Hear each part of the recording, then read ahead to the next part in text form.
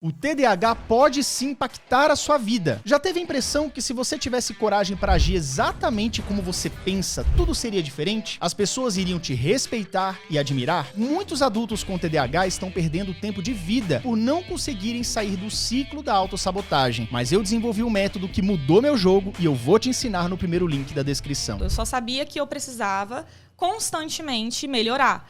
E isso para uma pessoa que tem TDAH, né, Yuri, é péssimo, porque a gente já tem essa crença de desvalor muito grande, a gente já tem essa crença de autoestima baixa, que é comum no TDAH, né? Inclusive, é um sintoma ali do TDAH que nos acompanha desde os 6 anos de idade. É um dos únicos sintomas que não altera no TDAH, é justamente a autoestima baixa. Então, eu tinha essa sensação de que eu precisava melhorar o tempo inteiro. Tudo. Insuficiente, né? Você estava insuficiente, então... Insuficiente, assim. Eu tinha essa sensação de que eu precisava melhorar o tempo inteiro. E no TDAH, a gente já tem também essa coisa de perfeccionismo. Porque a autoestima baixa nos faz querer ser perfeito em tudo, né?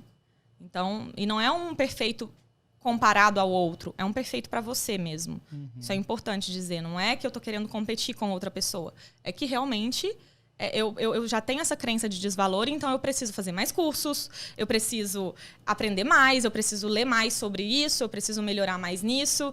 E eu acho que o fato da pessoa saber que eu tinha Muitas pessoas com TDAH já começam se desculpando, né? Já se acha errado desde o começo, né, gente? As pessoas, os meus amigos, as pessoas mais próximas morrem de rir de mim, porque eu sempre já começo a frase de tipo, desculpa por isso. Porque é muito do nosso funcionamento, né? Eu entendo você. Desculpa eu estar te incomodando. Com você mesmo, Yuri, desculpa eu te atrapalhar no seu domingo, mas assim, né? É muito comum a gente fazer isso. Então, acaba que ele evidenciava muito as minhas sombras. Ah, sim. E eu já tinha as minhas sombras, que eu reconhecia que eram sombras. E isso não significa que eu estava passando pano para elas, muito pelo contrário. Mas evidenciava muito as minhas sombras. Então, ficou um relacionamento inviável. Sabe que eu passei por uma coisa parecida também. Um relacionamento há uns bons anos atrás, bons mesmo. E nessa época, eu estava sofrendo essa questão do TDAH. Justamente baixa autoestima, baixa percepção de alto valor, etc. E tudo que eu fazia para essa pessoa, cara, eu me esforcei visceralmente. Mas nunca era suficiente. A pessoa parece que fazia questão do tipo assim, poxa, muito obrigado por esse enorme presente, por esse enorme jantar, por esse enorme... Mas, ó, isso aqui ainda não tá legal. Cara, era muito difícil conviver com isso, porque eu simplesmente não enxergava que tinha alguma coisa errada. Com a situação, eu não tô dizendo que eu sou o certo e a pessoa errada, nem vice-versa. Mas o errado é você achar que nada está bom. Do tipo assim, não, beleza, então eu não faço nada bom. Às vezes é o caso de você perceber que ali não é pra você. Exato. E aí você se desconecta daquele relacionamento nocivo. E aí a gente tá falando aqui um pouco de relacionamento amoroso, mas pode ser amizade também. Tudo. No trabalho também, inclusive. Né? E também familiar. Familiar. A gente tava falando agora, inclusive, iniciando essa questão aí do pai que não... que faz pouco caso da patologia, da dificuldade do filho adolescente. Isso também pode ser um sinal de um relacionamento abusivo que tá rolando ali. Exatamente. E tem muito. Eu que atendo adolescentes, eu também... Outro transtorno que está sendo bem comum são os transtornos alimentares, né? E aí, eu acho que a pandemia veio potencializando muito isso, porque as academias ficaram fechadas, as atividades coletivas, que geralmente os adolescentes fazem mais parte dessas atividades coletivas, como natação, lutas, enfim, tudo isso fechou por um tempo, né, por causa da pandemia, e as crianças ficaram mais em casa, os adolescentes ficaram mais em casa, porque as aulas eram online. Consequentemente, aumentaram aí o sobrepeso, né, e a sua relação com a comida. Então, eu tenho pacientes que a mãe fala, nossa, mas ela tá olha o tanto que ela tá gorda. Eu falo pra ela, minha filha, por que você vai comer isso? Olha, você não tá vendo que você tá gorda?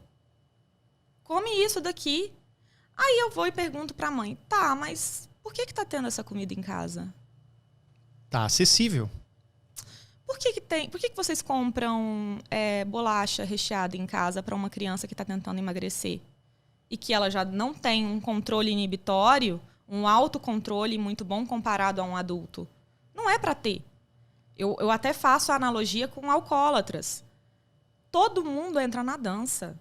Todo mundo entra na dança. Se o meu parceiro, se ele é alcoólatra, cara, eu não vou chamar ele para ir pro bar. Eu não vou colocar bebida em casa, porque é uma fonte de recaída. Entende? E é a mesma coisa com os transtornos psiquiátricos. A família inteira tem que entrar na dança. Por isso que eu acho tão importante a psicoeducação, porque a família também precisa entender o transtorno do paciente. Entende? Porque às vezes ele está sendo tóxico ali sem saber. Né? Às vezes é aquilo que eu falei, das atitudes abusivas da pessoa nem reconhecer que é. Mas aí ela vai ler a respeito, nossa, eu estou fazendo isso. Poxa, eu não podia estar fazendo isso. Nossa, a doutora agora falou isso, eu vou ficar mais atento. Vai na doutora Laura, ela vai explica e fala, então esse comportamento está prejudicando. Eu vou ficar mais atento, né? Poxa, chamar minha filha de gorda... E às vezes, começa dentro de casa. O bullying começa dentro de casa. E muitas vezes a pessoa que está obesa, ela está passando por uma situação social, de exclusão e tudo, e ela acaba descontando na comida. Quem tem muita ansiedade elevada, as próprias pessoas com TDAH. A gente vai falar um pouquinho mais de TDAH daqui a pouco. Mas as pessoas que têm TDAH, elas geralmente têm essa predisposição a ter uma ansiedade mais fora do controle. Sim.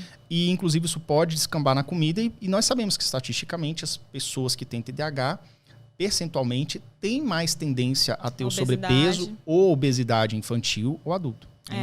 Na verdade, até também mais tendência a qualquer transtorno de vício, né? Inclusive transtornos alimentares para compulsão alimentar ou bulimia nervosa. Justamente por causa dessa baixa que a gente tem no nosso autocontrole, nas nossas funções inibitórias, né? E no adolescente, aquele adolescente que ainda não está em tratamento, por exemplo, a chance disso acontecer é altíssima. Altíssima. Muito maior, né?